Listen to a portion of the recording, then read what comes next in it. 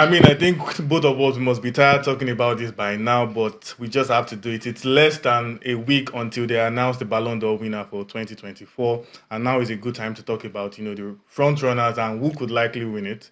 I mean, I think for the men's discussion, we already have our answer. Going by reports, and reports are saying Vinicius Jr. is the front runner and is likely to win it. I actually miss the time where we football fans will argue until the last day.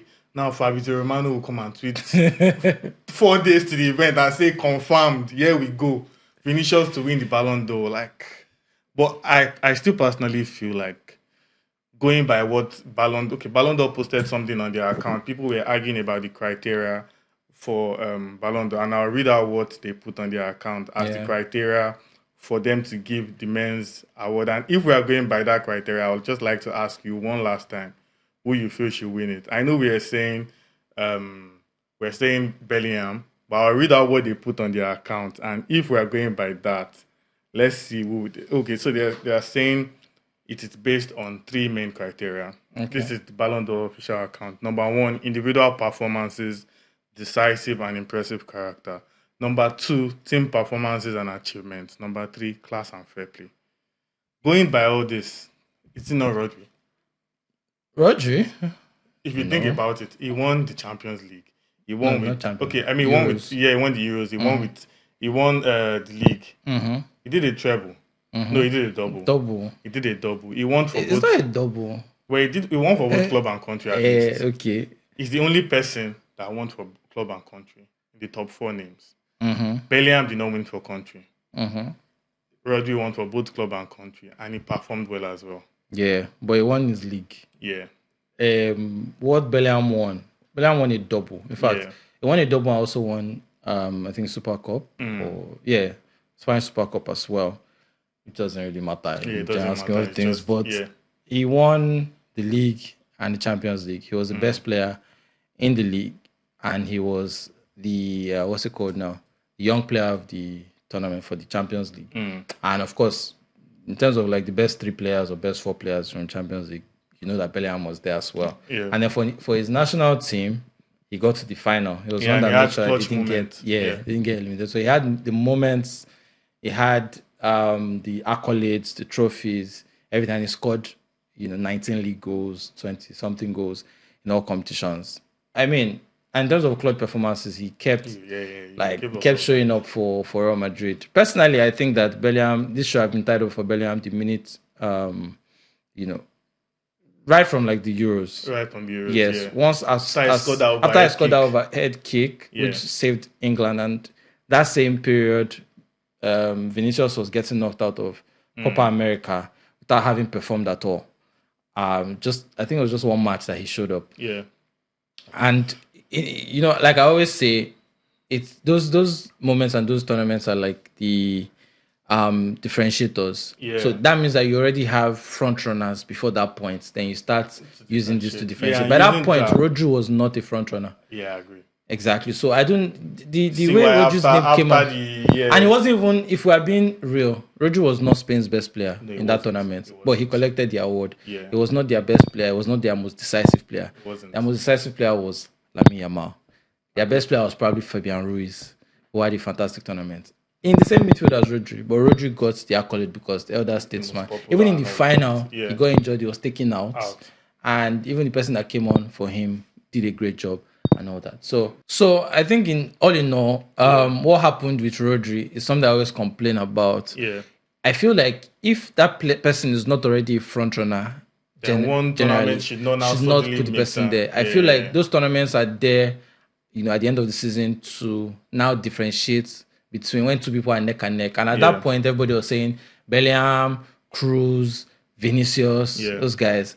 Again, but in general, I don't like the criteria of the Ballon d'Or award, to be honest. I'll say the truth, because I feel like, you see, even during the season, someone gets knocked out of the Champions League, no more Ballon d'Or. Yeah, doesn't matter what the person has played. Clip where Ferdinand that's Ballon d'Or. He said it like 8 times in a minute. Like, come on. Well, anyways, let's go to one statement that Lionel Messi made, just last week, and I don't know if he's probably supporting his countryman, but when they asked Lionel Messi, this is the person that has won the Ballon d'Or the most, so you cannot say he doesn't know.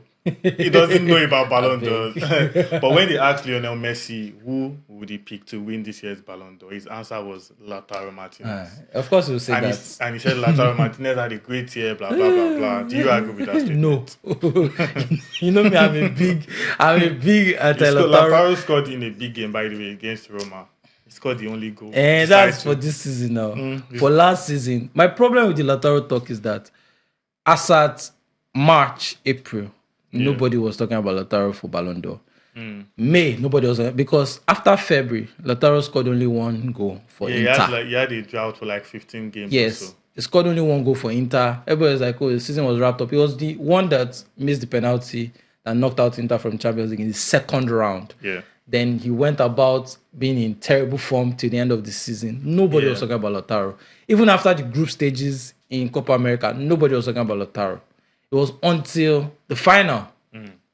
All of a sudden, this guy Neil Gardner comes out and says, I don't know why Lautaro is not being mentioned. And I'm like, from where to where? Fair enough. Actually, Lionel Messi is my current godfather in football right now. But he always says I don't agree with him on this. He always says because Martinez the truth is, even for Messi, you see, if you ask any of Messi's friends, the Agueros and co, when they ask them who should win Ballon d'Or, they say that every year that Messi is in contention, they will vote for him. Whether no matter the year he had, because he just feels the best player. And this one and is that's not how it's supposed Argentine, to be. His teammates, so he has to show support for his teammates. Which for me, it's not. Anyway, let's just talk briefly about the women's Ballon d'Or as well.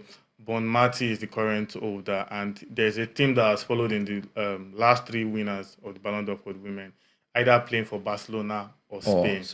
And now the current three, front runners, they are all playing for Barcelona as well. We have Caroline Hansen, playing for Barca as well, Sama Perello for Barcelona as well, and Aita Bon Mati, of course. Who is the front runner? Do you think there's any competition? I mean, they already, just like they are doing for Vinicius, reports are already saying Bon Mati has won it again. Exactly.